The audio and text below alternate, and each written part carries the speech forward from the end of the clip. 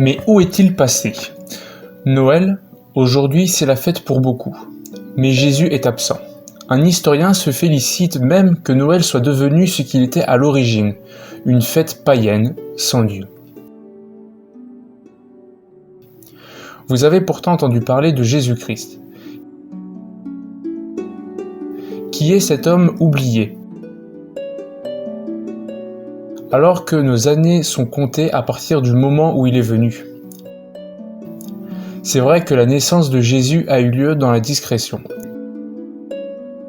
Les seuls avertis furent des bergers, des gens pauvres et anonymes à l'époque, et des mages, sortes de savants astronomes venus de l'étranger.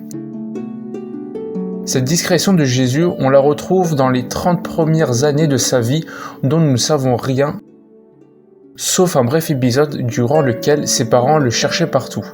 Luc 2, versets 44-45. Et puis, vers l'âge de 33 ans, après quelques années passées à parcourir le pays d'Israël, il meurt.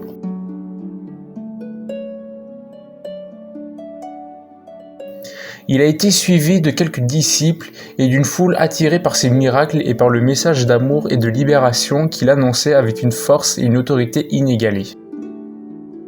Mais c'est dans ce mépris et la honte que Jésus va mourir. Lui qui aurait dû être un roi, se voit couronné avec des épines.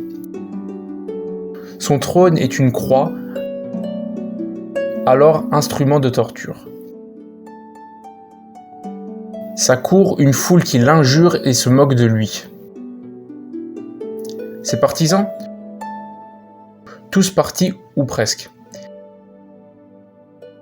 Il est promis aux oubliettes de l'histoire. Voilà un gêneur, un agitateur de moins, se réjouissent les autorités. On n'entendra plus parler de lui. Vraiment? Voici, je me tiens à la porte et je frappe. Si quelqu'un entend ma voix, qu'il ouvre la porte. J'entrerai chez lui et je souperai avec lui et lui avec moi. Apocalypse 3, verset 20.